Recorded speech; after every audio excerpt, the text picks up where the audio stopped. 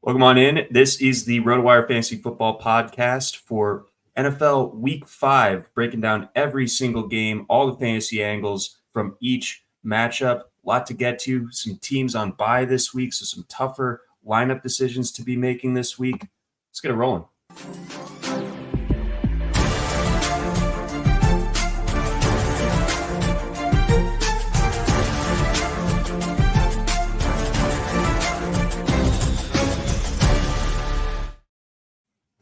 Welcome on in. This is the RotoWire Fantasy Football Podcast for NFL Week 5. John McKechnie, Mario Puig hanging out with you on this fine Thursday. Tonight, we've got the Bears versus the Commanders taking place in the nation's capital. Before we get there, though, Mario, we play in NFFC leagues, so the fab runs happened overnight last night. So any notable pickups across your leagues that either you made or bids that you saw that kind of caught your eye one way or the other?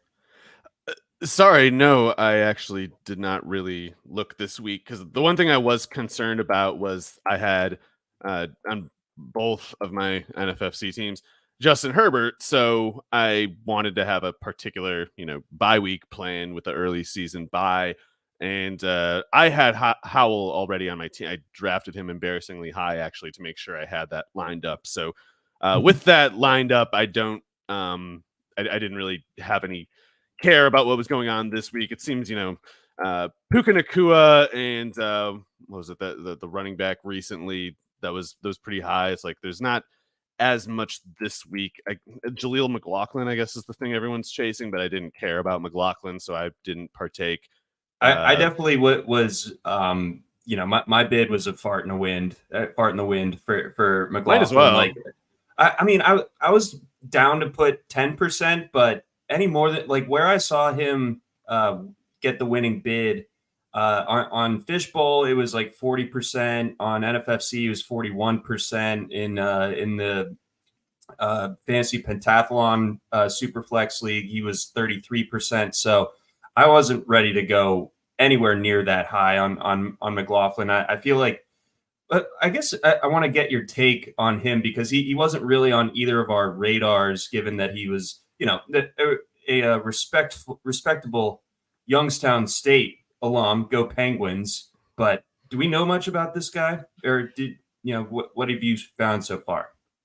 I do not know that much. It's a little tougher for me to evaluate guys like him being at the level of competition that they were, and he also wasn't a combine invite, so we only have pro day data.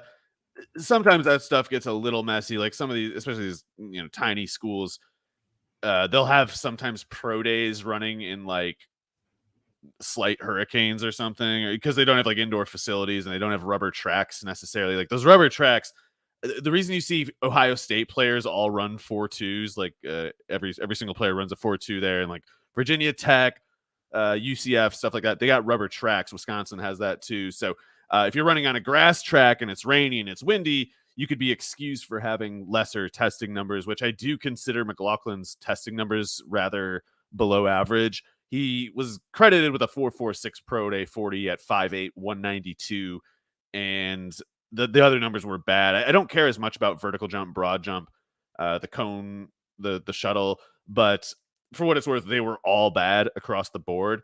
So those numbers don't matter as much to me as the 4.46, which is better than his jumps and his agility timing drills. But when I have a 5'8", 192 running back, I want to see them running like a 4.4 flat, whereas this 4.46 could be something like a 4.5 or a 4.52, 4.55, something like that at the combine track. So if he's that small, and if he's not, it's not enough for me to just know that he's not slow. I need to know that he's fast. If you're 192, I need you to be fast, and I don't see that evidence. The production to this point in the NFL, it's good, it's encouraging, but it's not the kind of thing that makes me change my plans, to be honest. I mean, the Chicago Bears defense sucks. It was just one game. It's 7 carries, 3 catches. So also you got to keep in mind with a guy like McLaughlin at that build, there is almost certainly volume limitations. So I don't know what people are expecting of him. Some fantasy teams, it makes sense to get a guy like that, even if you don't have, pie in the sky notions of what he's going to be. It could be just that you're desperate enough and you got to spend this fab sometime. And, this next week, maybe there's not even a McLaughlin on the wire. So it makes sense for people to kind of go out and bid. I wouldn't go making plans on it.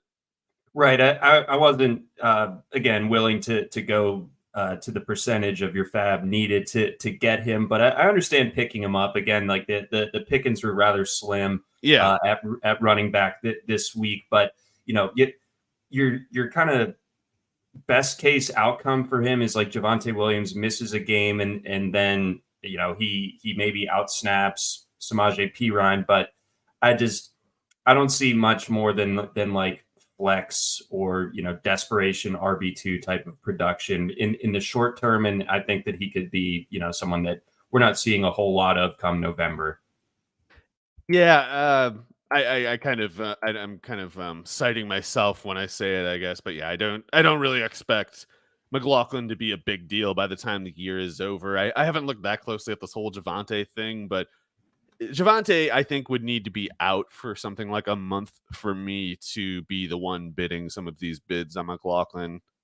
Right, and that's sort of it undercuts itself because he's already been picked up essentially everywhere. So this is well, we'll see what happens for him this week, but not holding a whole lot of long-term optimism. I'll put it this way. Someone in one of my leagues dropped, not for McLaughlin, but they dropped Damian Harris, and I'd rather have Harris. Boy, I have a lot of Harris in underdog that needs to come on. Let's get going there a little bit. I'm annoyed by Latavius Murray's presence, but beyond that, the herd thins over the course of the year. I'm not saying I want Harris in my lineup over McLaughlin, but especially for the price at this point, it's like I'd rather have Harris, because if Murray or if Cook needs to miss time or whatever, then Harris immediately is the guy that we're all spending 40% on. See, exactly. I scooped Michael Wilson in a couple spots where I didn't have him. I was good with that. I'm encouraged by him. I liked him in best ball. He seems good. Yeah. So went that route, and then the Keaton Mitchell stash of a couple of weeks ago. It's about to pay off. That's who we're spending 40% on. Not John. He already has Mitchell, but yeah. Sorry, don't even bother looking. So also another, for what it's worth, on McLaughlin, Keaton Mitchell, clearly the better prospect. Not even, we're talking many tiers apart, like 3 or 4 in my opinion. Yep, just cut on the tape and you'll understand when it comes to him. And I think the rest of the Ravens backfield, it lacks the juice. And Keaton Mitchell, juice personified. Let's go ahead. Let's get things rocking for this Week 5 slate. Let's get things rolling with the Thursday night game. We've got the Commanders, 6-point favorites against the Bears, 6.5 at some shops. Chicago, it was such a unexpected offensive output, like in the box score alone, and watching the game. Justin Fields has a career day through the air. Again, it was the Broncos who had just given up 70 points the week prior. They go into Washington now on a short week. What can we expect from this Bears offense? Oh man, this is an all-timer question, honestly. Like I don't know what either of these offenses are capable of. It's like we've seen both ends of the spectrum. But particularly in Fields' case, it was crazy how he was like 23 of 24 or whatever before things started to go a little bit sideways. When he does that, and not that I'm blaming Fields so much specifically for his earlier season struggles, I definitely blame the team and the coaches. But man, when he does something like that, compared to the first 3 weeks, like, what are we even supposed to do? It's such a lose-lose having to make the call on that kind of thing, because I think the correct position is you shouldn't have a belief, and yet like we have to kind of give people some kind of expectation, and I just honestly have none at all. I have none. But if you're really making me make a call, I would sooner guess Fields struggles a little bit in this game, just because again, I am more of a Fields sympathizer than anything else, but that was Denver that he was playing, and if we must find a team dumber in the NFL than the Bears, I don't think anybody's dumber than the Bears, but the Broncos are in contention. They don't have a good defense. Moreover, their defense has been trash all year, and that was arguably a low point against the Bears because they had shown nothing on offense for 12 quarters before that, just absolute nothing. To go from absolute nothing to near literal perfection, just it's tough to sort out. But I do think that the Washington defense is much more imposing than the Denver one. It's a defense that I think. So you saw them give Forbes a lot more snaps last week, and he got beat up by AJ Brown a little bit. I still think Forbes is awesome. I think that was the first game they gave him starter snaps, and he's a rookie corner. And that's the worst matchup you could put him on. Yeah, I don't know what the hell they were thinking. Forbes, we're gonna keep you in shrink wrap until AJ Brown shows up, and then we're gonna say hey, go win the game for us, please. And if you don't, he's only got 50 pounds on you. Yeah, he's got 70 on him. It's ridiculous. So, but Forbes is good. It's just, and Forbes is going to get better. But in any case, I just mean to say, even though he got beat up by AJ Brown, and even though I would give DJ Moore the advantage over Emmanuel Forbes, it's Forbes was kind of like the weak spot that everyone's going to recall from that Philadelphia game. And in my opinion, he's going to be a strength more likely going forward. So I see the Washington defense is pretty solidly built, pretty solid across the board.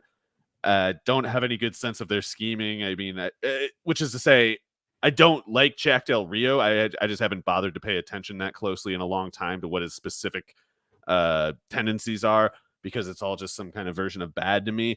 But Jack Del Rio can never be as bad of a defensive coordinator as every single person involved with the Bears is at whatever their job is.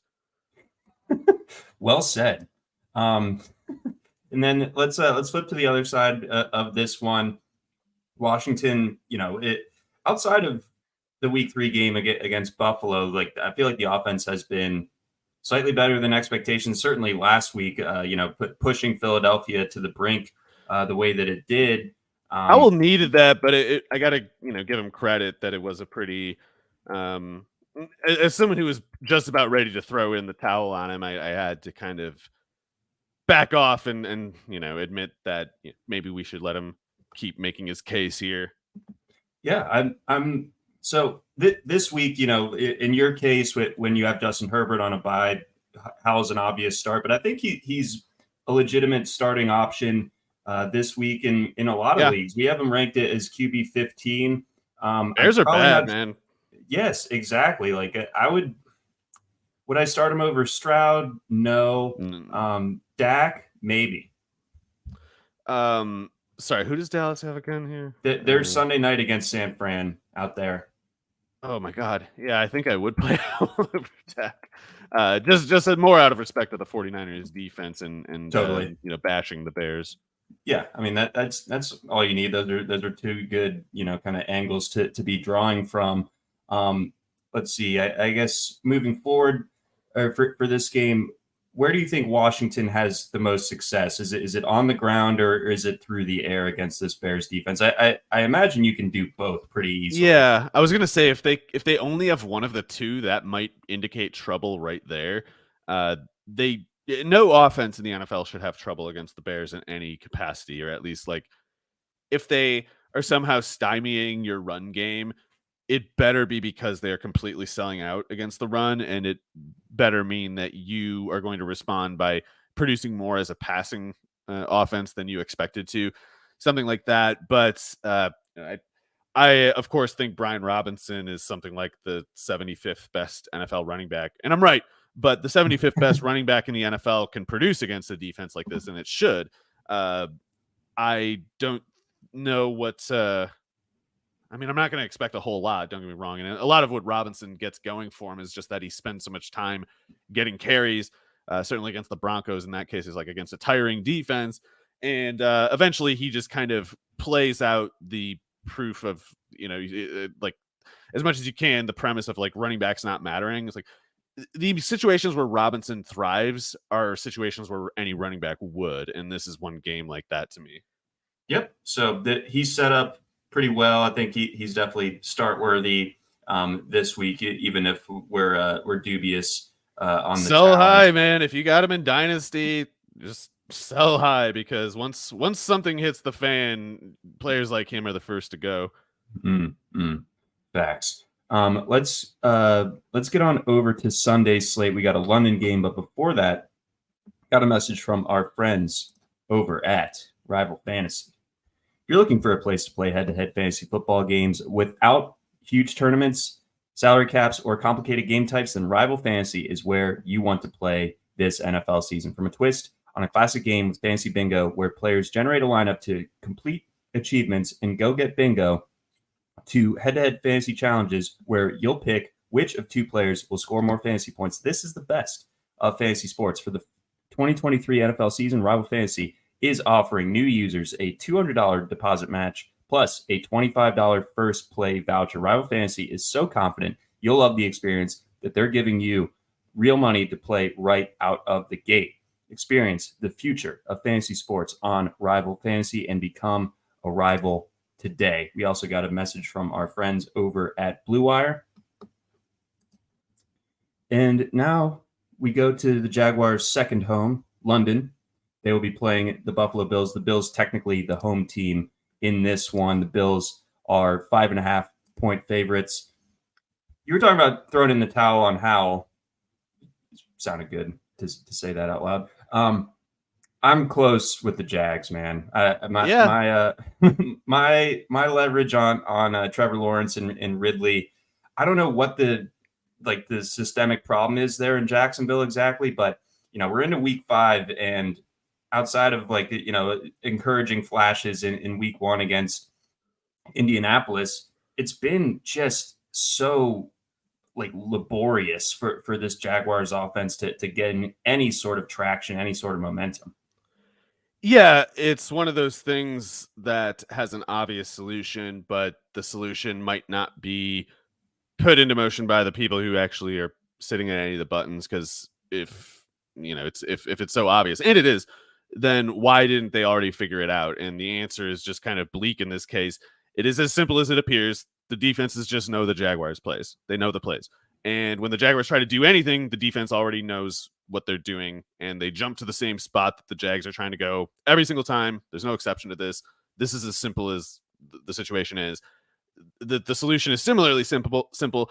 You got to get a different play caller in there, someone who knows what they're doing. This guy, Press Taylor, doesn't have it, and he could get better. He probably will. He can't get worse. It's almost improbable that he wouldn't get better.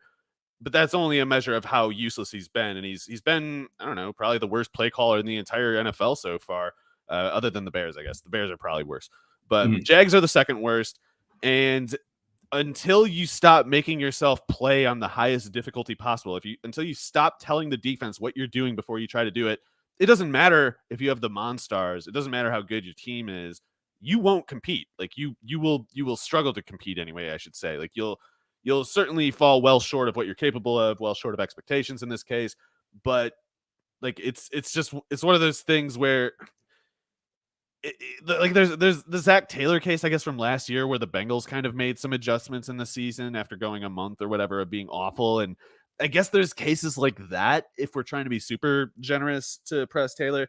But I would, not that I have a tally list on hand, but I would sooner guess Taylor cases don't happen as often as cases where the teams just stay bad. One thing I got to say, though, that makes it difficult for me to write them off is that the talent is all there. I mean, Trevor Lawrence is a top 8 NFL quarterback. Calvin Ridley is as good as he appears to be. Part of Ridley slowing down in that last game, too, was that the Falcons did put A.J. Terrell on him, which was a change in the prior Falcons policy. Before that game, the Falcons were just playing A.J. Terrell on one side. So, yeah, Ridley going against Terrell, as we saw, he beat him for that touchdown. But every other Falcons corner is so much easier to beat that you're going to try to test your luck other places. But they needed more. With that said, the Falcons basically beat them on defense. The Falcons defense didn't lose that game. The Jaguars just benefited from the Atlanta offense being worse than their own for talent-based reasons, not for play calling reasons. Although, whatever, that's a whole other thing, I guess. But I think something has to change with the Jaguars for them to get better. maybe Doug Peterson taking over the play calling would be enough right there. I don't know. Like I have a worsening viewpoint of Doug that any of this is happening. It seems to me like he's kind of just, I don't know. Like I don't know how this happens unless for kind of a lack of attention. I feel like he's kind of taking half days or something like that, and then this is the result because it's like, Doug, you must know better than this. Like when you see the defense jumping your routes every single time you run one, you have to imagine that they have an idea what you're trying to do, and you have to wonder from their perspective what they are not expecting that you might do, and then you have to do it. And Press Taylor, I don't know what it is. It's a struggle for me to even anticipate what would lead someone to conduct an offense the way he has, but he's completely ignoring or completely incapable of understanding the dynamism aspect of football. Like it's not just making a theory of an offense and putting together a collection of plays. It's not just operating a certain like analytical split data principles. Like I don't know if they're like, data shows that this play yields this much success rate when run in this situation, so we got to use this play. Like if that's the kind of stuff they're following, that would explain why they're so bad, because that stuff doesn't work.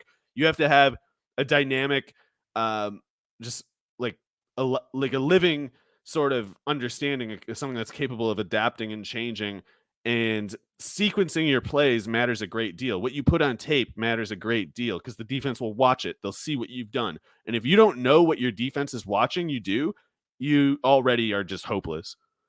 Yeah, so it's a tough scene for them, and Buffalo is certainly a tough test. I mean, it helps that the Jags have been in London, but at the same time, I mean, I came away and very impressed by the Bills last weekend. There was a pretty dominant performance from them against Miami. And if they can slow down a Miami passing attack that is pretty much the polar opposite of what you were describing there as far as being dynamic and using motion. I thought that Romo was making an interesting point on the broadcast where, coming into the game last weekend, Tua had, I think, like the quickest snap to throw time in the league, but also like led the league in air yards per throw. So that meant that basically he gets the ball, knows exactly where he's going with it, and it's down the field, and boom, he connects with it. This time, it felt like that Romo was pointing out that the Bills were just kind of throwing off Tua's timing enough to where he had to second guess himself, get to second reads, and disguised coverages. Yeah, and you make them process. Really well. You make when as a defensive coordinator, you want to make the quarterback process. You want to make them fall out of their rhythm because they're spending time that they don't have thinking about things that they, hopefully they guess wrong on it too, but at the very least, you don't want to leave them as much time. And McDermott is good at that stuff. I mean, McDermott's whole thing is he does a money ball defense sort of thing where they don't even have a great deal of blue chip talent, especially at like safety and at corner. The Tre'Davious White injury is a big deal, of course, but you'll notice that Jordan Poyer was an undrafted corner out of Oregon State, and Micah Hyde was a 5th round corner out of Iowa, and they take those two guys and make Pro Bowl level safeties out of them. That's because of scheme, not to take away from Hyde and Poyer. Like they're good players, but they're good because they get to play in a scheme that makes them the best they can be. Right. And McDermott has an understanding of how to play that kind of football. And I have to imagine he's looking at Press Taylor right now and he's just cracking up. Yeah, right. So this is going to be a slog for the Jags offensively, which is too bad because the talent on that offense, it's so frustrating that they're so much less than the sum of their parts. Hello to Dulce making an appearance on the broadcast for the. She keeps chewing on her foot, and I had to tell her to stop chewing on her foot. Got to intervene. Bentley behind me, the co-producer, and Golden Doodle is he's just sleeping. But beyond this, on the other side of things, how much success do we expect for the Bills offensively? Because Josh Allen's obviously playing at a high level. He's overtaken the lead in the NFL MVP odds. Stephon Diggs, monster game last week, just ridiculous stuff from him. The dot to Gabe Davis I thought was super impressive from Josh Allen. So is this all systems go for as far as the Bills offense? It should be a fine setup for them, but one thing I would point out is So I am still a little skeptical of the Bills offense. I think they have some issues. Their spacing, their spatial theory, I don't like it. However, even I thought going into that Dolphins game, like, oh, they're gonna rip. I didn't quite expect it to go that well for them. Don't get me wrong, but I thought, yeah, Josh Allen's going to kind of beat on these guys because they had the matchup advantage at several crucial points, and then the urgency of the game, the expected shootout nature of the game. Of course, it kind of when urgency and opportunity kind of intersect like that, you get blow up games like that. And I don't think they necessarily indicate any change in nature. I don't think it's like, oh, the Bills have turned a corner, unless they had made some personnel change that I could explain the difference by. In this case, I think you just explained it by the matchup, but namely the Dolphins have no corners. They were trying to shadow Stephon Diggs with Kader Kohu, who was a good slot corner for them, but their outside corners were so bad they had to go make the decision that let's put our slot guy as a shadow guy on Diggs because he's the best that we have, and it was nothing, barely a speed bump to Stephon Diggs. Whereas at least the Jaguars have Tyson Campbell, and Tyson Campbell is quite a bit better than Kohu. So the Bills, their issue, that as I see it, is that when Diggs is stalled at all, the math kind of just goes busted for everything else, because if Diggs so much as fails to hit 120 yards, Josh Allen getting to 300 becomes a difficult thing for me to project. So right. I'm not that. I still would have to think Diggs is still incredibly good. Like, there are very few defenses that can slow him, very few corners that can run with him. And even when he does run into a corner that can, do something against him, there's usually a lot of safety help getting rolled that way. However, you do that as a defensive coordinator 10 times out of 10 because Gabe Davis is their other big play threat. And I like Gabe Davis, but that's actually, Gabe Davis is like the quickest point to why I don't like the design of the Bills offense. Like, they try to use him in depths that are not his strength. And he's great in the intermediate. He's more rugged underneath than he gets credit for. And yet his average depth of target in this offense for 3 years now has been like 17 yards. So right. If that's your structure, then you need Diggs to go nuts. And if he doesn't, you're just right there in a lot of trouble. And I think that's going to be how it is usually for the Bills. It's like they're going to, if either Diggs goes or Allen needs to kind of press and find some way to kind of like run for the difference. Yeah. So that structurally, that's all well taken. As far as if someone was so inclined to do a showdown lineup for this game, any sort of fringe plays that you'd be interested in? Well, I would have liked Deontay Hardy, but Ken Dorsey's using him precisely the opposite of what I thought they would. And that's another thing too. Is like, if Diggs doesn't go, you should have Deontay Hardy right there as a killer deep threat, at least on like a 25-30 snap kind of role. And instead they're just trying to use him like he's Isaiah McKenzie. Use Isaiah McKenzie like he's Isaiah McKenzie, not Hardy. Hardy can run routes downfield, and you need someone to run those routes. Why are you not asking him to do it? So clearly that's driving me crazy to watch Deontay Hardy just do this. They do this thing where they do like the RPO thing off the snap, and then they make Hardy just sit in the flats. Like, that's crazy. Design some touches for him. Send him deep. He's really fast. Very few corners can run with him. You saw it in New Orleans, how to use Deontay Hardy the right way, and they're doing it the opposite. So as far as projecting like a turned corner for the Bills, it would have to come down to Hardy for me. It's because Hardy gets used in a way, especially downfield, that he should have all along, that they haven't to this point.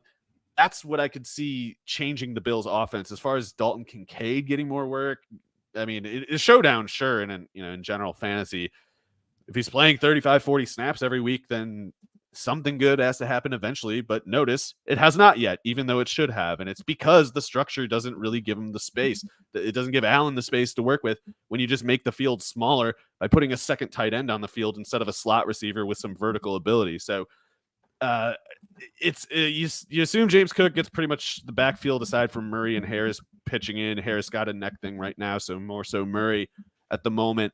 But I don't see this is part of a problem. And again, with the Bills, I don't see the flexibility for them to have obvious answers like, well, if Diggs doesn't go, then this guy goes. So if you're fading Diggs in showdown, then pick this guy. They just kind of run out of options.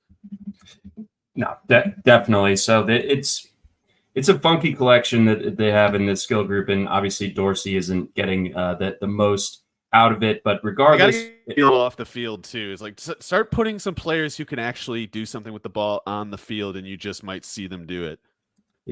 Unbelievable concept. So, all this said, I still like the Bills to cover Oh, that of course. 5.5. But they Jags suck. Yep. They do, and it's really hurting. Let's get on over to a team that doesn't suck from the AFC South. That's right, folks. The Houston Texans coming to my backyard. Division champs, John. Soon. Get that bet in while you still can. While it's still like 4-1. They are playing the Atlanta Falcons here in Atlanta. Atlanta, obviously 1 week or no bye week between their London appearance and playing another game. So we'll see how that works out for them. Houston, it was JJ Watt day, and they were in the Battle Reds. So like that even when it's a bad Texans team, you got to give them a fighting chance. But they obviously put it on the Steelers last week. Stroud continues to be the most impressive rookie quarterback, and he's taken over the odds-on favorite for rookie of the year on the offensive side of the ball. How do you think that this Falcons defense offers anything that could kind of trip up this Houston attack as we're seeing it roll over these last few weeks? Not really. I know I've seen some talk about the Falcons defense being good and this and that, and I don't buy it. I think it's one of those cases where if they got tested, they'd fold pretty quick. With that said, the Texans are getting by a little bit, I think, on sort of cunning. The play calling, the scheming of Bobby Slowick must be pretty good. Basically the opposite of Press Taylor in Jacksonville. It's like, whereas teams, going against the Texans, you have some idea of what their receivers are capable of. It's like, well, Nico Collins is going to be the outside guy and the downfield guy, and Tank Dell's going to be in the slot, and he's going to be kind of like him and Robert Woods are going to be kind of horizontal. There are certain tendencies that are obvious enough, and their offensive line has been completely hydrogen bombed all year, and yet defenses can't seem to get, for more than a drive at a time, any sort of traction against the Texans offense of all teams. And that's not trying to take away credit from Stroud or anything like that. It seems to me like it is that Stroud is that good and Slowick is that good too. Whereas with the Falcons, it's like they got a couple good players here and there. Maybe their coordinator's even pretty good. I don't really know. But I just don't see how the Falcons get any reliable traction here, given that the prior Texans opponents haven't. Like, what would Atlanta be better at? Asking rhetorically, I'm pretty sure the answer is not much. No, I think Houston's set up for a nice day offensively here. I guess Nico Collins doing what he's doing, but are there any kind of secondary options in this receiving core? Like, have you changed your tune on Tank Dell at all? Is there anything else beyond Nico Collins in this passing game that's catching your eye? I think Dell's a good role player. I thought last week, predictably falling back down to earth. A lot of that Jacksonville game production was just kind of on busted coverage, basically. You'll notice Tank Dell's average depth of target is still at 12.9. And that's way too high for him to sustain in any way, in my opinion. Like he's got to get that depth of target closer to something like 8 for him to project in like a stable sort of usage, in my opinion. Like guys as small as him, as slow as him, they don't threaten the boundary. They don't threaten vertically. They're good at getting guys to lose them in coverage horizontally, but at the very least, you need probably a healthy offensive line and strong blocking to get someone like Dell past 15 yards regularly. So he has a role. To me, it's just kind of subject to like what the matchup is, what defense gives the Texans to work with. Because, for instance, if a defense is leaving over the middle or sort of like short out routes open, if they're spamming Nico Collins' range of the field, if they're sitting on Woods for some reason, Slowick will find it and find some spot that the defense is selling out from and attack it. So it's all on the table every week with these guys, and I think Dell has a certain reliable nature that means he won't disappear for too long. But I think if people are getting hopes up for like that Jacksonville game, that's too much. To me, the good weeks from Dell look more like that Colts game where he caught 7 for 72 yards and a touchdown on 10 targets. That 7 catch for 72 yards kind of thing looks sustainable to me, whereas 5 catches for 130 or whatever, those are only happening when the coverage, the zone coverage, is handled wrong. Exactly. And then I will say that it looks like Houston help is on the way on the offensive line. Titus Howard was a full participant in Wednesday's practice. Laramie Tunsil limited. So we'll see if he ends up being ready to go. But Titus Howard alone, I think, would be a big help if he's able to come off of injured reserve. So that certainly. They've had, that's what's so crazy too about how good Stroud has been, how good the whole offense has been. It's like any other offense would have a perfectly good excuse for going in the toilet with what they've had happen on the offensive line. Totally. And then one other fantasy note on the Texans side, Dameon Pierce was limited Wednesday. He's got a bit of a knee. Your thoughts on him right now? Because outside of last week, he's been kind of dreadful. I think he's good. I thought it was it's a predictable outcome that when an offensive line is this battered, whereas with the play sequencing and the route combos, the play calling that Bobby Slowick's done, you can kind of find ways to look into what the defense is giving you and attack it. With a running game, if you don't have space, you can't do anything about it. And Pierce clearly has not had space. So the offensive line improving, rather than me projecting improvement for Stroud, I would sooner, if the offensive line were to get healthier and improve as a result, I would project help for Pierce, because he's just not getting space. And I always mention this, when a running back's run blocking is totally awful, and when there's nothing to do when he gets the carries, check to get a better measure of his actual running ability. Check his pass catching production and see what that looks like, because saw this with the Saints the past couple of years.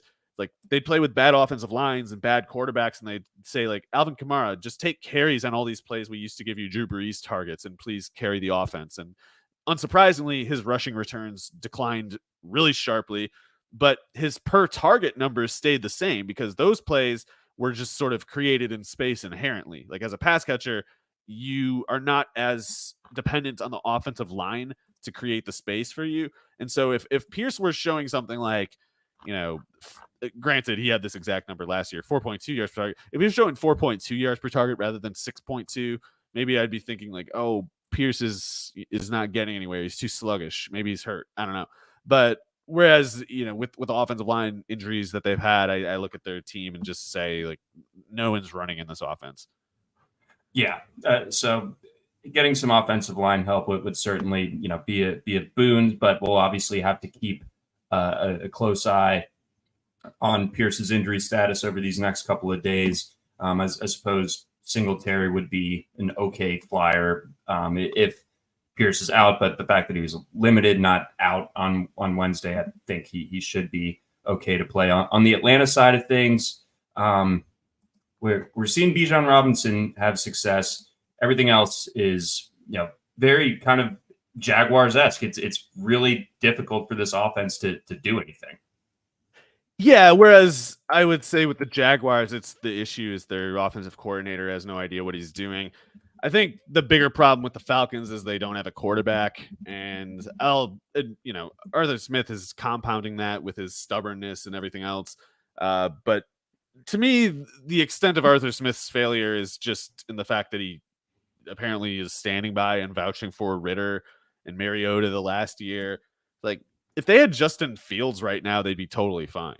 Like, they have Ritter instead, and it's a shame. I mean, he seems like a good guy. He doesn't deserve to be treated the way like Mac Hollins, that idiot. Like, wow, how shocking is it that Mac Hollins turned out to be a stupid moron prick when he was saying straight-faced all offseason about how, like, he doesn't wash his hands, or what he said, like, he eats with his hands. Yeah, doesn't use like, utensils. I don't use silverware. Eat with your hands. It's natural, he says with a straight face. Like, okay, so you're an idiot.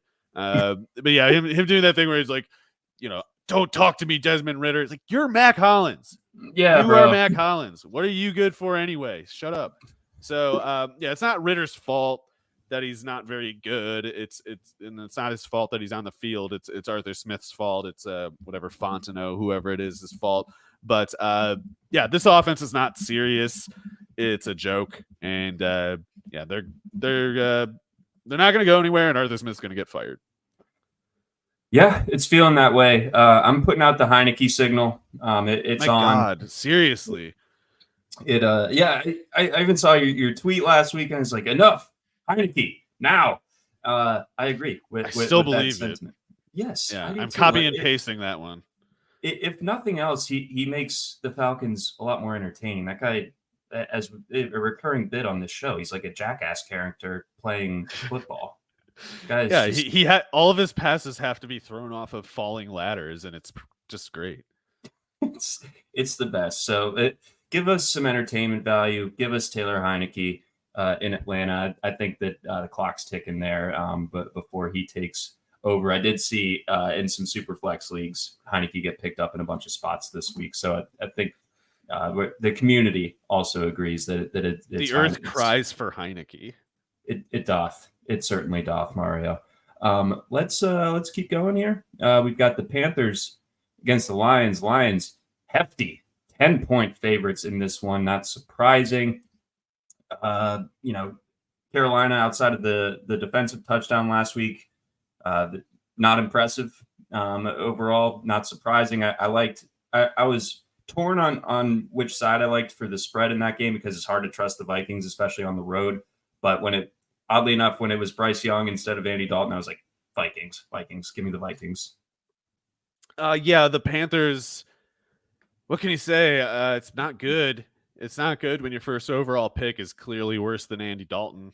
It's one of those, it's not a data point that determines everything. It's not a data point that ends the story right there. But as far as a one data point variable can be concerning, it doesn't get much worse than that. It just does not. And I feel bad for Bryce Young. He seems kind of like he seems very like good natured and just kind of like didn't seem to understand what he was getting into because he's probably one of those guys who just, grew up a certain way, believing everything he was told and just doing his best, trying to do the right thing and basically getting, rewarded for trying to do the right thing, trying to be basic, decent, quarterback person and everything. And now he's seeing how harsh life can be and how bleak things can turn so suddenly on a person whose world was just golden and shiny before that.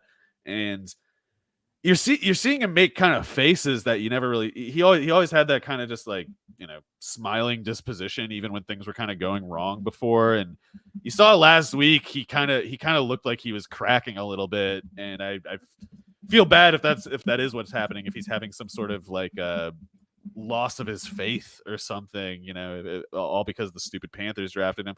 But I don't think Bryce Young has it, and it's not his fault. It's like it's hard to be a starting 5'10" quarterback in the NFL when you can't run as fast as Kyler Murray.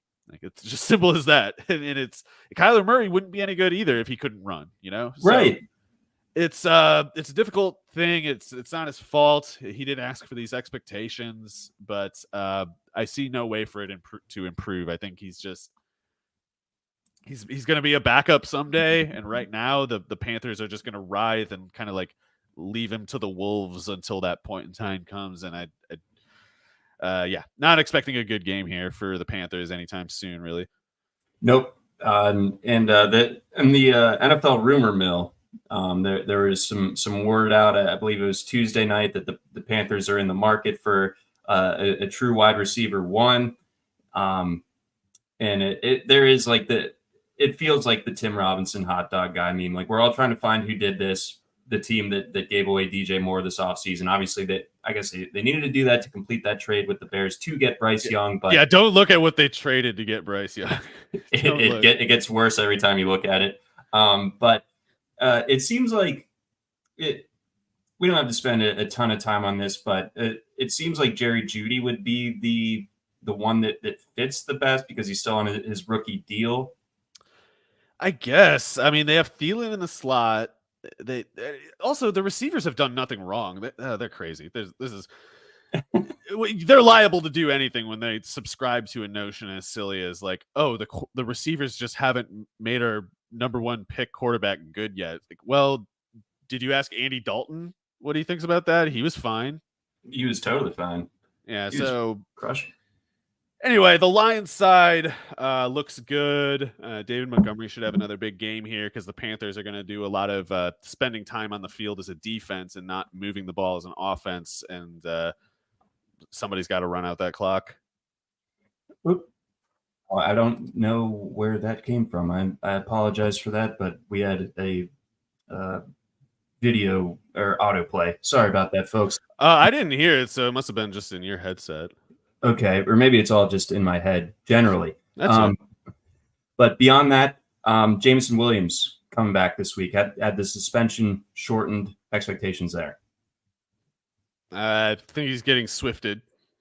Not freaking Taylor Swift, John. Hey, you had me going Swift. For a second. Dan Campbell already. I mean, I like Dan. It's the book on him. The story is not written or anything, but when they shipped out DeAndre Swift because they didn't, I guess, like the way he carried himself in practice or whatever stupid thing it is that they cared so much about, it was like you've valued something much more than results, and I just whatever it is, I don't care. I can't subscribe to it. I don't understand it. Doesn't make any sense to me. But they're doing the same thing to Williams, where it's like, hey, Jameson Williams, why aren't you Amon-Ra St. Brown? Hey, Dan, how about you ask Amon-Ra St. Brown why he isn't Jameson Williams? Ask him why he doesn't run a 4-3. Why doesn't he run a killer 30-yard post route? It's like it's such an arbitrary thing, and that's what's annoying to me, I guess, is that Swift clearly could have done all along for the Lions what he's doing for the Eagles right now. And Dan, Deuce Staley, whoever it was, they were like, yeah, we know what you're capable of, and we know that if we put you on the field, you'll do it. But for some reason, we care a great deal about the way you carry your body language in practice more than that, or whatever it is. And in the case of Williams, it's not just that. They're doing the thing where like as they were with Swift, where they were saying like, why can't you just be LeGarrette Blount or something? Why can't you be, these guys? And now they're doing it to Jameson Williams. Like, why aren't you Amon-Ra St. Brown? Like, why don't you run 7-yard slants into a big hit from an outside linebacker and hold on to the ball every time? It's a ridiculous thing to ask a player like him. It's like, you're not even using them that way. Why are you subjecting him to these standards all of a sudden? I have no idea what it is, but I don't expect Dan to change. I mean, the Lions are being validated for their approach with these early season wins. So I think they're going to be stingy toward Jameson Williams and not even really let him play. Are they going to have a choice, though? They do have some injuries in this receiving. Did they have a choice to go take Craig Reynolds and Justin Jackson over DeAndre Swift? You would think not, and yet they did it, and they have shown no remorse at all for it. If anything, they seem to be getting validated for the approach. So Jameson Williams, in my opinion, is clearly good. However, with that said, and it'd be funny if this is part of the frustration from Campbell, Williams is not a receiver who fits with Jared Goff. Jared Goff can't make a throw downfield unless it's off play action, and Jameson Williams lives downfield. So if you want to run play action to get Jameson Williams the ball, like we're talking like maybe 4 catches a game or something like that. The rest of the time, Goff can't hit the broadside of the barn, or at least he can't while he's also trying to manage the defense with his eyes or whatever else. So I just think I think Jameson Williams is going to be on another team next year. Very well could be. What a waste, but we're early. And the Lions are going to tail off. Yet. The Lions will not ultimately be vindicated for any of this. They're going to be the same wild card team they were last year, and they're still going to get nowhere because their quarterback is Jared Goff. Strong, but you know what? Fair. The history is certainly on your side in that case. Before we get on over to our next game, we've got a message from our friends over at Circa. It's football season at Circa Resort and Casino in Las Vegas, featuring the best pool in history. Stadium Swim, can attest. Been there a few times. Very good pool. 3 levels, 6 pools, and a 143-foot diagonal screen. Stadium Swim is America's favorite place to watch football, playing every game from college to the pros. Catch all the action poolside from a variety of seating options, including everything from cozy day beds to private temperature-controlled cabanas. Stadium Swim, located at Circa Resort and Casino, is open 365 days a year. All sports, all seasons. Book today at circalasvegas.com. That's circa lasvegas.com. Stadium Swim, also a great place to watch the MLB All-Star Game and Home Run Derby, as I've done the last couple of years. A lot of fun. Let's keep rocking here. We've got the Titans and the Colts. Perhaps the most confusing game on this slate. We've got the Titans 1.5 or 2.5 point favorites, depending on where you're looking. Indianapolis is at home in this matchup. Titans, I mean, they lambasted the Bengals last week in Indianapolis. It kind of in a weird way, like playing the bizarro version of themselves on the NFC side with the Rams. I kind of put them in a similar box. They look different, of course, but I think overall expectations around the same. But Titans, I cannot figure them out, and that always puts me in kind of an anxious position when analyzing them.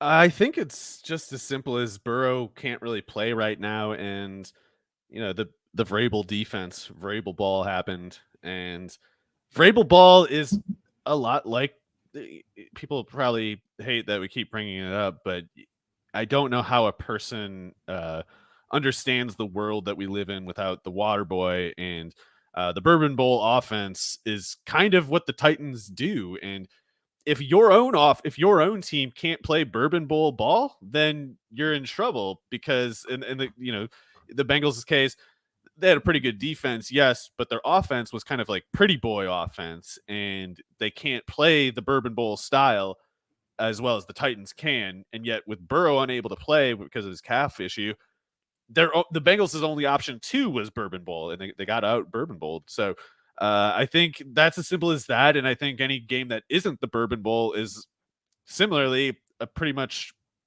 open and shut loss for the Titans. Like, they need to bring the other team down into the mud with them, and they can wrestle anybody there. But if you just don't get snared by them initially and brought to their level, the fact that they can't play offense comes back to hurt. More specifically, they can't throw the ball at all. Like, the pass blocking is just way too bad. Tannehill's, no matter, even if they keep Tannehill at like under 20 passes a game the rest of the way, I'm sorry, he's going to get hurt. No one can stay healthy behind this offensive line. And you can only hide this offensive line by running the ball. So in a game where the Titans fall behind a little bit, they can't run quite as much. You see something more like those first 3 weeks when people were like, why is Ty Sharp playing more? Ty Spears, sorry. It's playing more than Derrick Henry. And it's like, well, because the game keeps getting out of hand, and they don't know. They kind of just, they just spasm and don't really execute an on-schedule offense. The only way they can execute an on-schedule offense is where they can lean on Derrick Henry for 20, more likely 25 plus carries. And I don't know in any given game how easy that is to do, let alone, this particular game. And I guess the Colts gave up a little more on the ground last week than I would have expected, but I have to believe that's because DeForest Buckner was not healthy at all. And I noticed this week he has not practiced yet either. So if DeForest Buckner is not DeForest Buckner, the entire Indianapolis defense is up for renegotiating. Like, it's just he is the entire foundation of it all. And I know DeForest Buckner doesn't really get a lot of chatter for being like an elite player. He's I know he's well recognized, but people don't understand that guy's probably one of the 5 best defensive players in the whole league. And when he is not himself, all the players around him start looking worse too. So if he's not himself, then the Derrick Henry, the Bourbon Bowl offense might be on the table again for the Titans. But yeah, I just don't know. I don't know how to put a probability percentage or whatever on the chances that Tannehill has to throw 20 passes, because if he does, that's enough right there to make the whole thing go sideways. No, definitely they need to be able to run the ball. If Buckner is sidelined, maybe that helps tilt things towards Tennessee's side. But he played last week, but just must not have been as effective or something, because he didn't practice at all, and then he played, presumably to mediocre effect or something. Exactly. And then on the Indianapolis side, we saw Jonathan Taylor log a full practice on Wednesday. He could return as early as this week. If he does that change your opinion on this game? It can't hurt the Colts, but the other thing the Titans have going for them is that we haven't seen anyone prove they can run on them. It's like the Eagles, the Titans, I guess the Buccaneers when Vita Vea is healthy. It's like those 3 teams, no one's really running on them. And I expect Taylor to do better in a bad matchup like that than I would any other given running back. I just don't know if it's enough to change the course of the game specifically, especially because I don't know what I expect of Anthony Richardson in this game, I guess. Like, I wouldn't be surprised if he has a good game or a bad game, because I bet Vrabel can be tough on a rookie quarterback. I just his defensive scheming, it's like he might know some tricks that it's just like, oh, all rookies hate these plays. And I guess I give Vrabel the benefit of the doubt as far as that goes. So because I can't convince myself that Richardson has a good game passing, I don't know if Taylor's return changes a whole lot.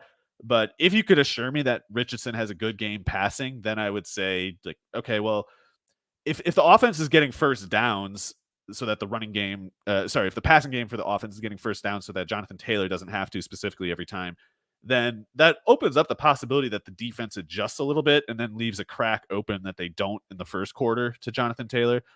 So if Richardson has a good game, I think Taylor could break loose in second half, I guess. But yeah, it's a tough matchup. The Titans, they're just really, really gnarly in the front seven. I'm going to be in the state of Indiana this weekend for a destination wedding in the state of Indiana on Saturday. So I don't know. Hopefully I get out of there and don't have to deal with any Indianapolis game day traffic. That's pretty much my lasting take on this game. You go to literally more weddings than anyone on earth. It's crazy. It's preposterous. I'm so tired, dude. Yeah, thank you for going to mine, by the way. Sorry to add to your travel exhaustion. That was the best. That was awesome. But yeah, I gotta say, I saw Adam Levitan, totally good analyst, but he was making a Seinfeld reference to Jonathan Taylor coming back to the Colts practices as being the same as when George Costanza, was it Jim Sensenbrenner, the Yankees owner he was working Steinbrenner. I was thinking of the Wisconsin state senator again. Yeah, Steinbrenner, when he says like I quit and then he just shows up on Monday and acted like it never happened. It's like they're saying like, oh, that's Jonathan Taylor. Like, no, that's Jim Irsay. Jim Irsay started this whole thing because he leaked to the press that he was going to put Taylor on the NFI list with a fake back injury. And then I know this is what happened. Team lawyers had to tell him like, well, Jim, if you fabricate an injury, that'll open up this whole process to examining evidence of whether the injury existed, and eventually a court will determine that you made it up, and we'll be on the hook for a whole hell of a lot of lawsuit problems. And the Jim was like, oh, well, we'll just put him on the PUP list. He's been faking that he has that ankle injury. Well, that'll show him. I'm not the loser. I'm not going to lose on this. He's going to sit. And so he meant to do the NFI thing for the back injury in retaliation for Taylor milking the ankle injury, which he never really had. And that was Irsay's attempt to retaliate. Irsay is the one who raised the ante to the point of making Taylor miss time. That wasn't Taylor. That was Irsay. Irsay is George Costanza in this analogy. My Seinfeld knowledge, that this may disappoint some of our listeners, but I'm Team Simpsons all the way as far as my 90s shows go. And I wish more laugh owners tracks were hard. like, hey, it's just not my love bag Curb necessarily. Your Enthusiasm, but I never watched Seinfeld. Yeah, not for me. Not for me. I wish more owners were like Hank Scorpio from The Simpsons. That guy. That's how you should do it if you're like a way too rich guy. That is a franchise owner. Yeah. Yeah, you got to own a flamethrower and have a secret underground lair and have captured James Bond. Let's continue. We've got the Giants and the Dolphins. Holy crap, the Giants on Monday night. I mean, that was one of the more abysmal displays I've ever seen. The schedule makers, they biff it every year because they give too much credence to the teams that came out of nowhere, that play in a big market, and they put them on national TV way too much. This was, the third time in 4 games that the Giants have been on national television. I feel like every channel on my TV, no matter what I turn it to, it's Danny Dimes television. It's Danny Dimes marathon. And I've got the Clockwork Orange Ludovico eye thing on, and it's tough, and no one's there to give me eye drops either. So it's just, man. But I mean, even if the offensive line gets a little bit of help back, and there's no promise that it does, I mean, is there anything that the Giants are going to be able to do? I was shocked when I looked at the box score on Tuesday morning and saw that Daniel Jones actually completed 27 of his 33 passes. It was like, I thought every time he dropped back, it was, some sort of disaster happening. But I mean, in a way it was, but he was completing the passes. Yeah, he was making meaningless completions, which is definitely a kind of thing. I'm so biased on this point. I don't know if I'm really offering actual analysis or just kind of like repeating myself, but Daniel Jones and the Giants offense having problems like this, I think was predictable even if Saquon Barkley had been healthy. Like, I admit, Barkley's not changing, the 49ers game, probably not changing the last one either, but and actually, he might have changed the Seahawks one. The Seahawks aren't. I'm not sold on their defense at all. But the whole thing about last year was, if you were watching the Giants, and even if you didn't watch them, if you look at their numbers, their peripherals said this too. They were going to get hit hard by not just kind of like the correction that everybody has spotted and anticipated with the Vikings. Just your luck doesn't stay good forever, basically. But also the peripheral numbers of the Giants offense said like this is not sustainable for a couple reasons. Like, one was that even despite people feeling like they were successful that year, even though there was this tone of optimism around the Giants, Daniel Jones was still bad. Like, I was going crazy all offseason trying to get people to understand this. Like, Daniel Jones was bad last year. And people are doing this thing like, oh, you got to admit, Daniel Jones, he's like, I have to admit what? That he threw 15 touchdown passes? What the hell is going on? Since when do we care about 15 touchdown passes? No one has ever cared about that until Daniel Jones needed to have a $160 million contract justified. And then all of a sudden 15 touchdowns is great. What is going on? And like the thing that was so bad about that too is like it was happening in the context of them only throwing underneath. Okay. And that's the way that the interceptions and the fumbles decreased. They only had Daniel Jones throw underneath. And Brian Daboll is still a good coach, a good play caller. I don't doubt that, especially in that first year where they didn't have tape of the Giants offense, that he was kind of getting one over on defensive coordinators pretty consistently, because you don't have the tape that we do going into this year. If you have the element of surprise working for you as the Giants, then last year kind of can be possible. But when you don't have the element of surprise, and if Daniel Jones can't do something new that he didn't do in 2022, then you're just going to end up kind of in like the Jaguars positions. Like, defenses know your plays now, and tricks that worked for you last year, they're ready for it this time. In which case, you need to have a new trick yet. You need to have like a second trick so that when they look for the last one, they find something else instead. And what you're still finding is that Daniel Jones can't throw downfield. Daniel Jones, like the Darren Waller thing was supposed to fix all that. And it's kind of funny in hindsight to remember all those training camp reports like Danny Dimes is unstoppable. And he's throwing to Darren Waller. They had to take Waller out so that he would throw touchdowns to other guys because they were only going to Waller. Yeah, and in the training camp reports, you hear people say, like, Daniel Jones is on fire. He's throwing to Darren Waller almost every play, and no one can stop him. It's like, okay, well, listen to yourself. Do you really expect the Giants offense to step onto a regular season game field and then only throw to Darren Waller? Are you anticipating Darren Waller having games like Terrell Owens against the Bears however many years ago where he set the reception record in that game? Because that's what you're describing in training camp, which sure makes it sound like it's just the Giants defense can't cover Darren Waller. And as soon as they run into someone who can, I bet you don't have an answer of what to do next. And we're seeing that's very much the case. Like, and especially without Saquon Barkley dictating the safety alignments, the safety depths, Daniel Jones is exactly as bad as we always said he was. And there's nothing they can do about it. They can face lesser defenses. When he faces a lesser defense, then sure, he's fine, because the defense is bad. And especially in fantasy, Daniel Jones will run and get you those points like he did against the Cardinals. So I guess to back up a little bit and give more of a context of just this game specifically, I don't see any huge reason for like a red flag here going against the Dolphins, but I would have been much more sure yet that he would have a good game against the Seahawks, whose pass defense was absolute garbage before it faced Danny Dimes. Yeah, so this is the tough spot for the Giants. Not holding out a whole lot of optimism for my shares of this offense. My Waller ones, not heavily leveraged there, but it doesn't feel like when he's attached to Daniel Jones and they can't block, can't give him any time. I mean, it's just a brutal setup, and there's really nothing to look at as far as the receiving core, in my opinion. I'll boldly predict the Dolphins do well, though. I'll go ahead and put that one in. I think Devin Achin, pretty good. Yeah.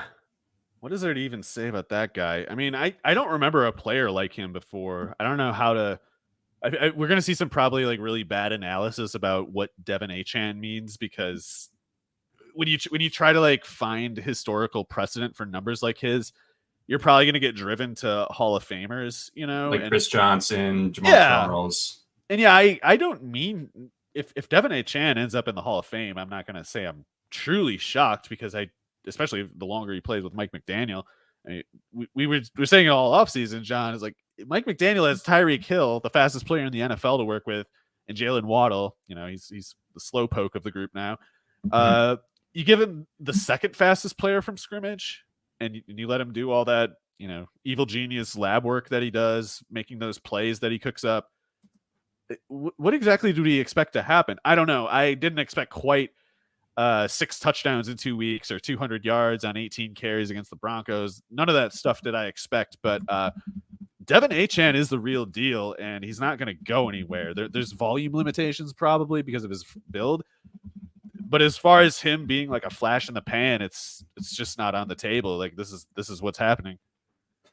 He's something else. I do a couple like radio segments during the week. I got a lot of Devin Achan questions. How soon does he take over the number one role?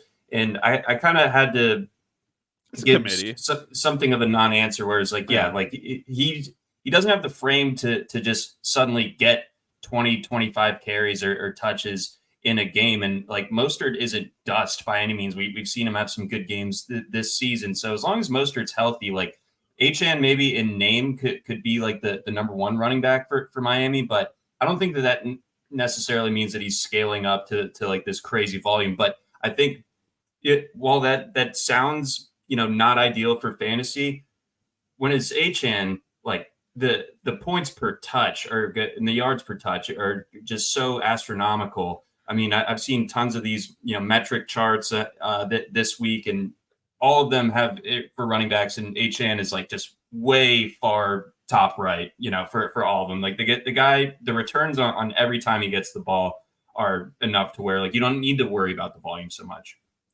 That's true. And the McDaniel factor is real also. Like, I'm not saying Achan's a product of a system. I don't believe that at all, any more than I do Tyreek Hill is, but McDaniel being in charge, it's one of those things, man. Like defenses could adjust. Maybe they'll maybe the NFL will, have an emergency meeting. The other 31 teams will be like, what are we going to do about this offense? And maybe they'll be able to figure something out. But McDaniel will always be on the cutting edge of things, I think. Like he's not one of these coaches whose play calling is just repeating the plays that his daddy coach who hired him 5 years ago as an offensive assistant ran. It's not like Cliff Kingsbury just stealing Mike Leach's playbook and then just hoping that it works, pressing the same buttons over and over. It's like McDaniel is the guy who makes the play. So he's always going to be on the forefront of whatever the next correct answer is, and short of like a really, really nasty spree of offensive line injuries, I don't know what would slow this run game. No, I don't either. Pass game is golden too. McDaniel, just such a G. Love that guy. And I expect the Dolphins to roll in this spot. Them and the Lions will be very popular survivor picks this week. I think they're eating up like 70% of the survivor picks between the two of them. And I can't really see a reason to fade either of them. I'm going the Lions. I'd say Lions, yeah.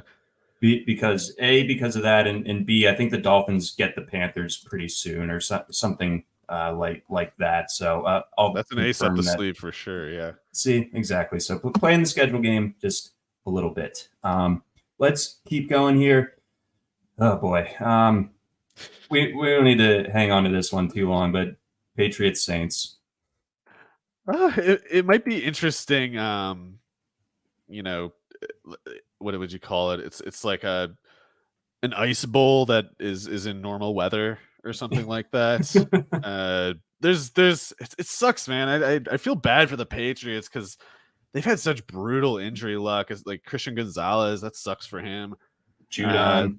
Judon, Jack Jones, Jonathan Jones has missed a couple games. There's somebody else who I thought was hurt in the secondary. I can't remember now, but Marcus Jones, he's out for the year. Ugh, man, that's crazy. They went into the year with the deepest defensive back group in the league, and just like all of them got hurt. Crazy. I can't remember anything like it. So, with that said, no matter how many Patriots defensive backs get hurt, I don't have much faith in Derek Carr right now. I don't doubt that part of his struggles have to do with doing a new system. Any system other than John Gruden's is apparently just, like a boulder up a hill to Derek Carr. And going to Foxborough, Bill Belichick, he gets mad, but I can't really imagine that guy getting truly deflated in the sense of like, not keeping the ire. I can imagine Belichick caring more about a game like this after all the injuries because he's just like got to take it out on something, and it's like he takes it out on obsessing over the game. So it wouldn't be terribly shocking to me that even with this thinned out group of corners, if Belichick came out and just totally pants Derek Carr. In fact, I kind of lean that way. But yeah, the Patriots are really beat up. No Judon is crushing. It's a huge injury. I think Keon White is going to be an absolute monster, but Judon already is one. He's already like a top 5 edge defender. So yeah, it sucks. This game is going to be sluggish looking. It would have been cool if the Ravens didn't let Matthew Judon walk, but that I suppose is another story because cool. they can't get after the passer to save their lives. Although Clowney's apparently having a ridiculous year, like on pace for like 80 pressures or something wild like that. But he needs to get home, finish the drill a little bit. We got an interesting question as it pertains to this game from our guy Leaving. Maybe that's a punny name. I think it is. It is Kamara's box score last week, in which he had was it 13 receptions or targets? Targets for like 12 catches for 30 yards or something. Yeah, so beating the previous ineptitude record by like 40 yards on that type of target volume. So that's crazy. Do you think that that's a function of Carr's shoulder not being all the way there? I was going to say, I think it might have had something to do with it, but I think more so that's just the picture of Carr bailing on the offense. Like that's to me something that only happens when the quarterback isn't even running the plays really. Like he's dropping back and he's starting to do his reads, but for some reason he's got a reason in his mind. He thinks like, oh, I had to. They were coming to get me. The pressure was on me. But like, I'm guessing he's feeling the pressure sooner than it's there, in part because he doesn't have any confidence in his ability to run through the progressions and is kind of just cutting the cord on the play every time. Just like, where's Kamara? Just throwing it at him. He's like, oh, I don't want it. Just throwing it at him. And I think that's how you get that kind of box score. I had seen from Saints fans, and like John Sigler is a really good Saints beat writer. If you're looking for Saints stuff, go look up he's a fan, so he's like invested enough to like really go to the great depths to try to find the answers, but he's also a pro with the access and everything. And he's also a good poster, just generally. Yeah, and he was alluding to that there might be kind of Pete Carmichael, the offensive coordinator, the play caller, Pete Carmichael issues, and that maybe even Kamara was kind of alluding to that himself when he said after the game that there are some difficult conversations that need to be had. I don't know. I'm so low on Carr as especially in a new system, I'm low on Carr that I didn't put the play calling as my number one culprit, my number one suspect for the issues last week. But it's possible. I mean, Pete Carmichael is no Sean Payton, even though that's basically his sales pitch as a coach. It's just like, I've been Sean Payton's quarterback coach for like 17 years, and it's maybe he's just a really bad play caller, and maybe Carr is that bad, and maybe Carmichael is that bad at the same time. I don't know. So yeah, going to Foxborough doesn't help though. Whatever the issue is, it does not. And then with that potential like kind of concerning processing issue with Carr, what I do still we like do with Olave, though. right? Sorry, Okay. no worries about Olave. Olave is he's goated. I mean, true with the sauce even. So we have him as wide receiver 12 this week. So keep him going. Don't think about benching him, but maybe there are some limitations with Carr being his quarterback and going up to New England. Although, but we'll see what kind of impact the injuries across that defensive backfield are able to kind of manifest. Let's go Ravens Steelers. We've got the Ravens as 4-point favorites. Kenny Pickett looks like he's going to be able to play in this one. Boy, what is up with the Steelers? They're a bad team, John. They don't have enough good players, it seems. It'll be funny to see. Man, one thing about the Steelers, when you run things the way they do, when you have the culture that they do, you better not ever be vulnerable. You better not ever have a weak team, because if your time comes where you're defenseless, no one will spare you like a second of misery, because you've been asking for it. You've been kind of building up all this bad karma for so long. And if you're the Ravens, so I had all this concern about the Ravens offense the first couple weeks, and I still have there's some things about budgeting their scheme that I don't like, because too much of it always falls back on just Lamar being amazing. But man, last week, if they can keep the offense looking like that, they might be able to just, for the first time, I don't remember any game like it anyway, like really just destroy the Steelers. And the Steelers have, I don't think, ever really been in that, but maybe since like 1996 or something like that. My favorite regular season game of all time was the first game of the 2011 season, in which the Ravens absolutely eviscerated the Steelers to start the year. My bad. I should have just asked you. Like, John, I got it right here, buddy. Immediately on top of the mind right here. But yeah, I think the Steelers offense can't do anything, and the Steelers defense has been the team's defense. It's the reason why people don't push around the Steelers is the defense. And yet, I forgot about the 2011 case. They're asking for something like that here if the Ravens can maintain their momentum on offense. And I'm biased in so many ways, but I'm kind of optimistic that the Ravens can, because as much as I didn't like everything he was doing in the first 3 weeks, Monken to me is kind of like, I don't know, like 3/4 of the way to McDaniel, in the sense that like he's not committed to any one answer. He doesn't have his success because he pushes some button that just works for him over his career. It's like he figures things out. And I didn't like the way he started the year, but I had, granted, I was so invested in Lamar and whatever else that I was like, I had no choice but for my own sanity to hope that Monken would figure it out. But I think he kind of showed last week that he could, because that Browns defense had so many advantages on them. They had so many advantages on the Ravens. It would have been a perfectly good setup for the Ravens to have a good excuse to just lay an egg. And instead they dominated like the whole game. They just immediately grabbed the throat and didn't let go. And if Monken is on one now, then the Steelers, if they beg for mercy, no one will hear them. Nope. And the Ravens also, famously injured team. They might be getting some reinforcements of their own. Marlon Humphrey practiced for the first time since August. So that's huge. We saw Beckham and Bateman both get in practice work on Wednesday. That's good to see.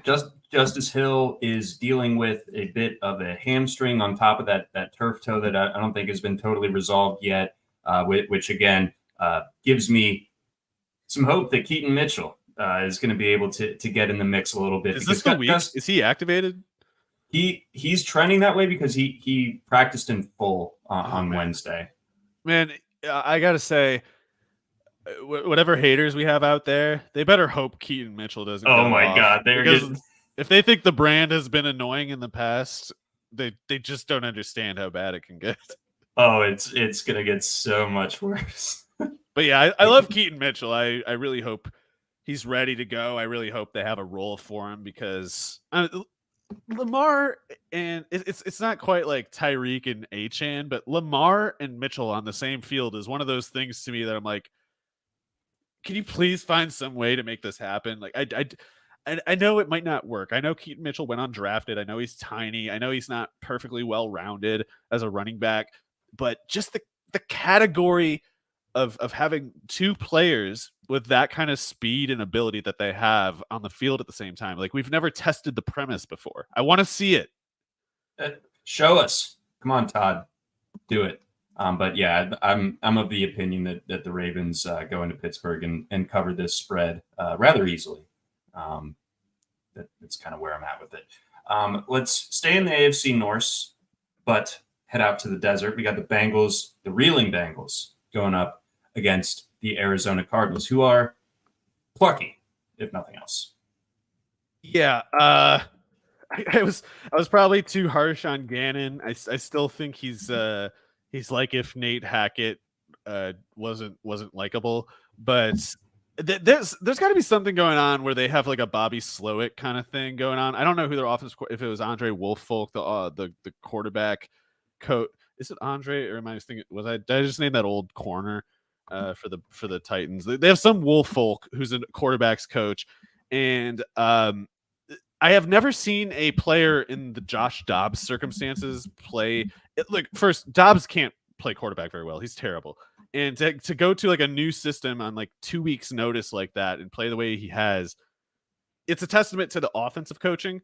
I don't know who it is, but someone in there is due for a promotion to a real team, because it's pretty incredible what they've gotten out of Dobbs specifically. I've never seen anything like that at all. But it's also, I'm tempted by that, I guess, narrative, because then I get to deny credit to Gannon again, and I can go back to bashing him. But so you're perfectly positioned. Yeah, but man, Burrow is messed up. I just don't know what I think about this game, because I mean, I think Lou Anarumo is a really good coach on the defensive coordinator for the Bengals, but Zach Taylor, I thought I was maybe too giving him too much benefit of the doubt last year, where I thought he turned a corner as a coach. Like, this does happen every so often, where a young coach gets a job, they're not very good, and then after years of being annoyingly bad, they start to get better. And I thought Taylor might have done that last year, whatever it was, in week 6 or something like that, when the Bengals offense started to get on track. It was specifically because of an adjustment that Taylor had started making. And I thought, like, maybe he figured it out. Maybe he realized, like, oh, I have to try to stay a step ahead. I can't just keep pushing the same buttons that worked last week. I have to try to stay a step ahead. And that's crucial. You have to understand that as a coach, a play calling coach especially. You just need to understand that and grasp it and be able to, execute the concept.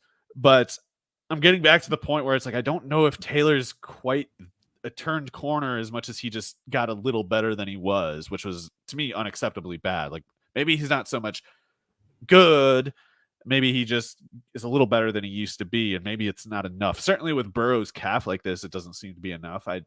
Don't get me wrong, I don't have a slam dunk proposal for what would make them better, other than giving Burrow some kind of stem cell treatment or something in his calf.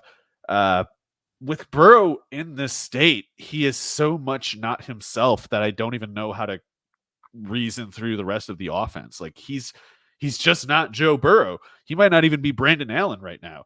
And I don't know how to put numbers on things like that. Like, I don't know how to tell someone that the Bengals will win this game, No, I don't either. And I think if you're looking at Burrow, if you have him on your season-long fantasy team, like, this is not, it's really high pressure right now, because he has the Cardinals and the Seahawks these next couple weeks. Seahawks at home, and if he's not able to do anything in those games, then you have the bye, and then you have at San Francisco and home against Buffalo. Like, that's a brutal stretch in which, like, there might not be a week until next month where you feel good about starting him.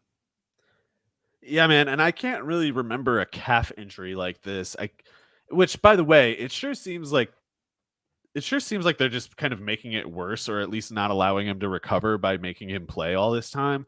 And if it's not getting better now, why would it ever get better this year? Short of deactivating him, why would it get better? I'm not trying to be grim. I don't really want to think about the answers to some of these questions that I'm asking, but it just seems to me like the whole thing is screwed. Like, I don't know how you fix this. Now T. Higgins is out. I don't know. Like, if Burrow was himself, none of these things would be an issue, but he just is not.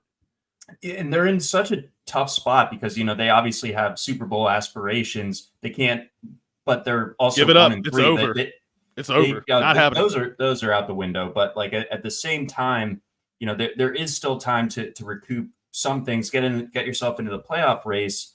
But if you lose a game because you let Burrow sit out for a week, that's tough. But it's also compounding when you just keep putting him out there and he's Still keeps lose. aggravating and yeah, exactly. So it's a really weird spot that the Bengals are in right now, and as a result, you feel bad about the rest of the offense. I think they just played it wrong. They should have just deactivated him for however long he needed to recover. They blew it, and now the season's over. Pretty much, man. So that's sucks. Sucks. It's lame. Yeah, very lame. Eagles Rams. We got the Rams 4.5-point underdogs at home. It shows some legit respect, I feel like, from the books. I'm gonna as we discuss this, I'll look at what the opening line was and where it was like earlier in September. We were looking at 6.5 for the Eagles over the summer, and the Rams, the way they've performed to start the year, now that spread has dropped 2 points. The Eagles, they are the Eagles. So you expect them to win this game, but I don't think it's going to be easy. And I'm actually a little bit leaning towards the Rams to cover this one, especially if Kupp is back. It is tough for me to think through what Kupp means in the offense, given that Nakua has been kind of a Cooper Kupp anyway. But if there's some way that they can keep both going, like if they can keep Nakua Nakua, of course, will be a lot better than Ben Skowronek and whatever other jokers they've been lining up at receiver the last couple of years.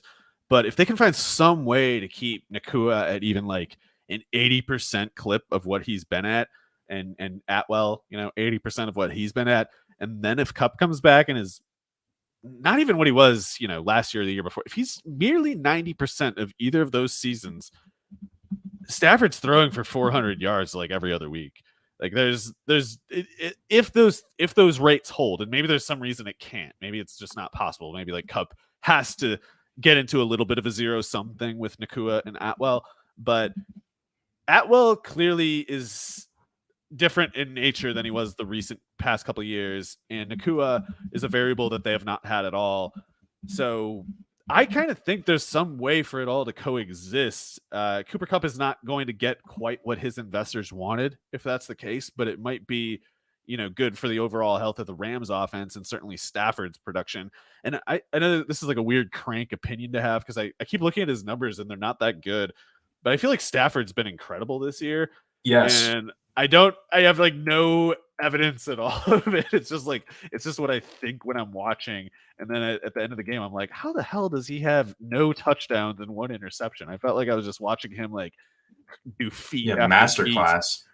Yeah. So in a way, like I'm forced to either accept that my crank opinion is just not true, or I can double down on it and say, like, as a true crank does. Yes, and then I can say, well, that just means Stafford's going to throw 7 touchdowns on his next 100 attempts or something like that. Against the Eagles, never mind. I guess probably not. I don't know. The Eagles' defense seems to me extremely legit. Like their defensive line, everyone's talked about it, obviously, but I still don't think people have a good like frame of reference for just what kind of stockpile they have at defensive tackle right now.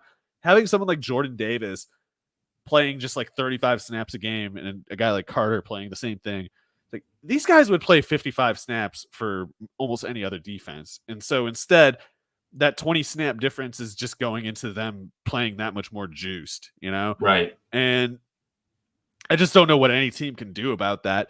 But the Eagles are lacking corner depth with Avonte Maddox out. Josh Jobe is not really it. And they've kind of introduced a weakness outside to accommodate Jobe, because Jobe can't play the slot, and Bradbury is who they've been trying in the slot. And I don't know if they know for sure how that's going. I don't know. I have no recollection of Bradbury ever playing the slot before. But if you have to make Bradbury not Bradbury anymore and then introduce like a weaker player to replace his former plus rep, then that might be tinkering with the formula a little too much. Like that might be opening up a problem that you didn't have before, even with the Maddox injury. So I do think in a way the Eagles, I do think the Eagles have to be careful here. Like I wouldn't pick the Rams to win, but I do think this is a surprisingly dangerous setup for the Eagles, who I think have made things harder on themselves in at least a couple ways with how they've managed their offense to this point. No, definitely. I guess the way I see it going wrong for the Rams is akin to how it looked on that Monday night game against the Bengals, where the offensive line just can't hold up against an elite edge presence.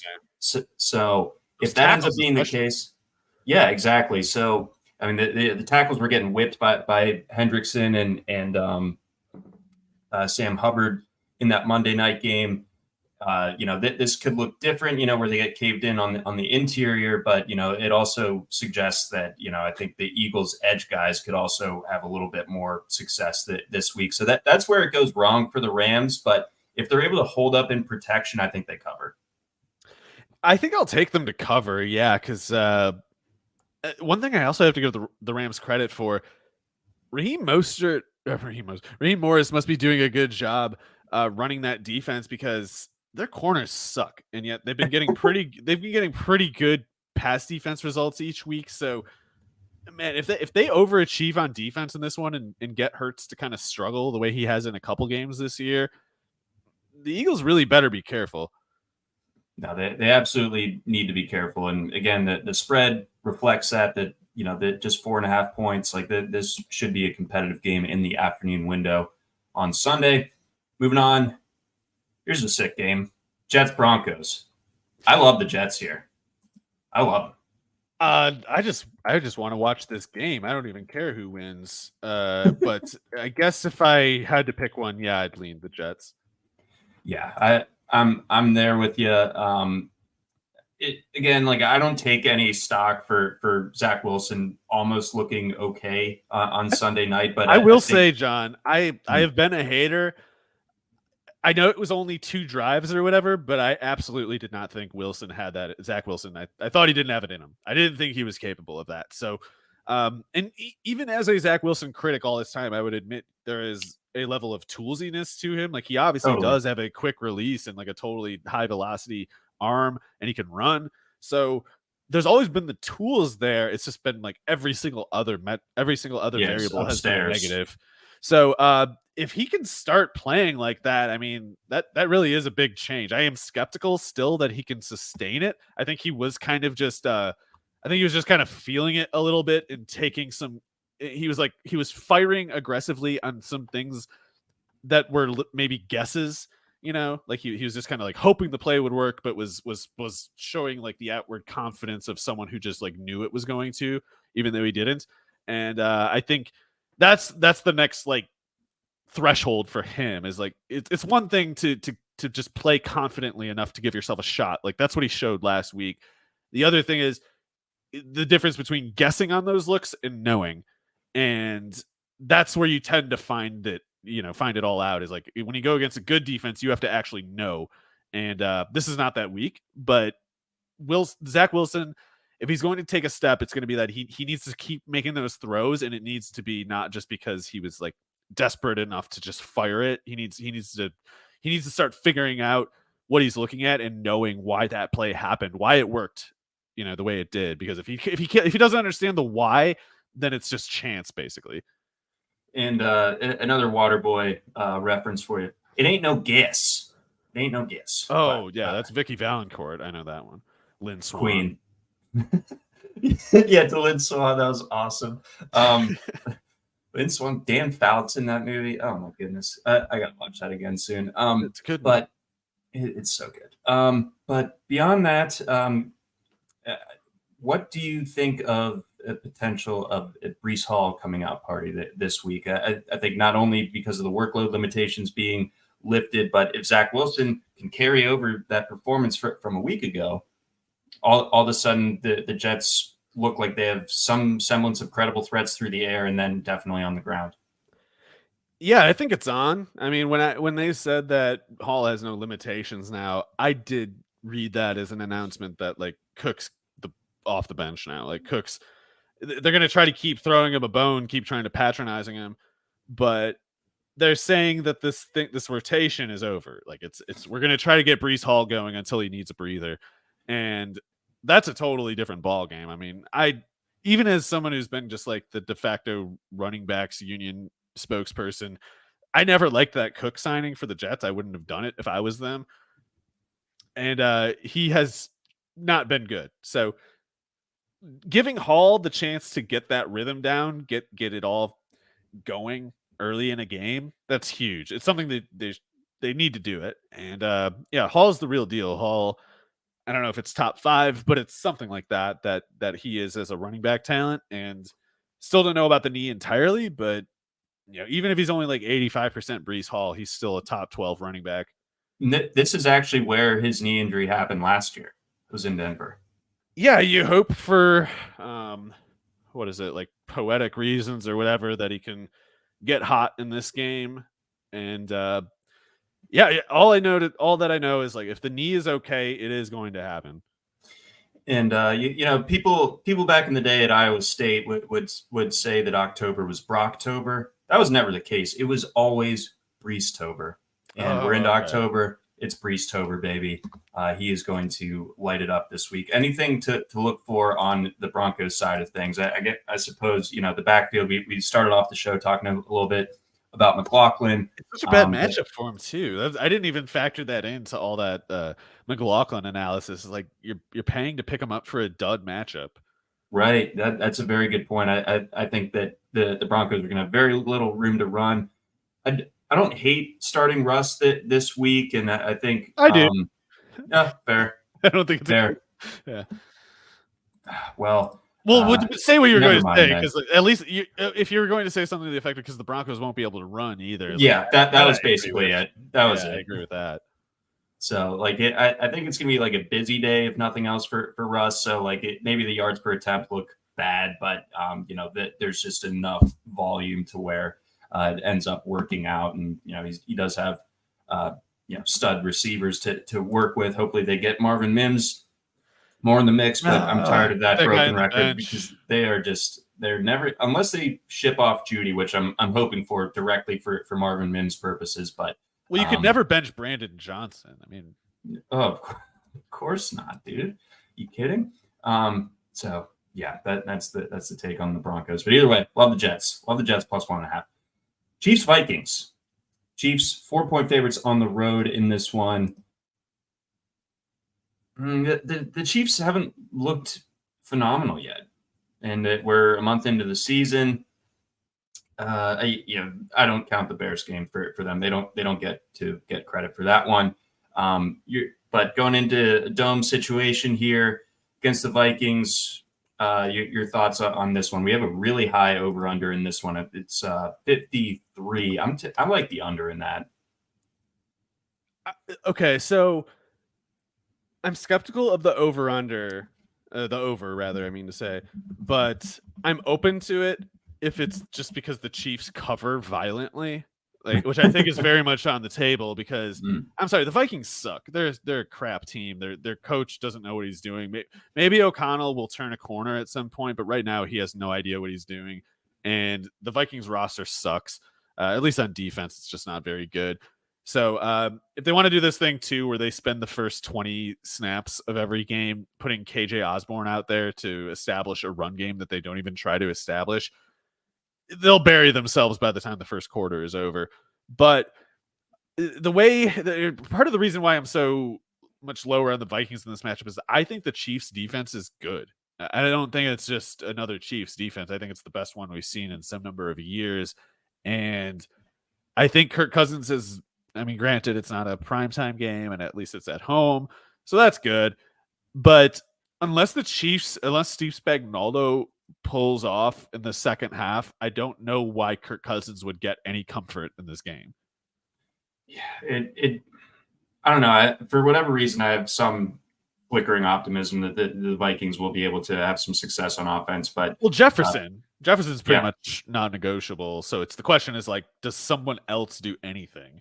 And in this case, I think they need at least two people. And one of the best second candidate after Jefferson, they leave on their bench. Addison. Yeah. Yeah, they need to get that figured out Pronto Tonto. Maybe if they just throw it 20 times a game to TJ Hawkinson at 6 yards a target, something will turn for the better there. I don't know. Yeah, that's a great use of allocation of your resources. But I don't have a lean on the spread here at this time, but I do like the under. But I don't know. Should be it's an interesting game. I don't really know what to fully expect here. Let's get to the primetime games, and then we'll get on out of here. Best game of the week, maybe the best regular season we'll get this whole year. We got the Cowboys going out to the Bay Area to face the 49ers. 49ers 3.5-point favorites. Yeah, this is a tough one for me because I am the only person on earth who is not just completely sold on Brock Purdy as the next Tom Brady. But the reason why it's a tough question with Purdy is because there are all these structural benefits that he has, like, the Shanahan play calling. Trent Williams is apparently a good offensive line in himself. The pass catchers, the run game, McCaffrey specifically. It's like you see these people who talk about, like, have you seen the 49ers records since Brock Purdy started? Like, those are also, that's since the McCaffrey trade. Like, yeah, McCaffrey is clearly the more important detail there, but that's not a suitable narrative for our moneyed media. So we have to talk instead about how it's the quarterback and not the expensive running back that's making this offense so good. But those real benefits are there for Purdy, and it's not easily undone, even against a good defense like Dallas's. So, excuse me. I distrust Dallas just kind of categorically in matchups like this. So I picked the 49ers to win. To me, the question is, like, how ugly is the game? Because I could see it being ugly from both sides. Dak Prescott against the 49ers defense could get ugly. Brock Purdy versus the Dallas defense could get ugly. But I do expect the 49ers to win with some level of comfort because there is, as much as Tony Pollard is very good, the 49ers defense is tougher against the run than the Dallas defense is against the run. And Christian McCaffrey is, above Pollard. So I see the 49ers eking it out at worst, but there's also the scenario too where Dak has like 3 first half interceptions and one gets returned for a touchdown and then they don't move the ball at all. Yeah, I'm of the opinion that San Francisco is the best team in football. They're a total wagon. I think the Cowboys are top 5, but I think we're about to see, like, how far ahead the Niners are, which is crazy because, again, Brock Purdy is their quarterback and they're still like this good. So the Shanahan stuff, it works. Having Brandon Ayuk, Deebo Samuel, George Kittle, Christian McCaffrey, and that defense, it's hell to deal with. So I like the Niners in this spot. And then we'll round it out. Packers Raiders. Packers 1-point favorites on the road. I don't think we'll see Aiden O'Connell this week. Should be Jimmy G back, I would imagine. Yeah. But I'll take the Raiders, honestly. Both of these teams are stupid. I will give Green Bay this. I do think LaFleur is a decent coach. At least he's a good offensive coach, and maybe he is guilty of negligence toward his other parts of his roster. I don't know. But yeah, the Raiders are totally stupid, but the Packers with Jordan Love, I mean, he's been bad this year. I think as recently as last week saying, like, I didn't really know how to call it. After the Saints game, I didn't know how to call it anyway. Last week, it was brutal, man. That was tough. It's been too long for him to be playing like this. It's over. Wow. Oh, wow. But I mean, it's hard to argue the other side of it. I mean, we haven't Raiders seen do suck. I'll give them that. Yeah. I think that's kind of where I end up landing, is just like the Raiders are so bad and McDaniels is such a doofus that the Packers find a way. And again, it's just a 1 point. It's basically a pick 'em. So I think I'm going to have to go with the Packers here. I could see this being a push, though. I can see this being like 21-20. This could be an overtime tie for like 17 points or something. It's what we deserve, I think. Yeah. Monday Night Football. How much do you love football? Do you love a tie between these two bozo teams? They hate us, so it's important that we offset that by liking it that much more. Oh, look, there's 100%. There's a guy in the background. Oh, there he is, Mr. B-Boy. Yeah.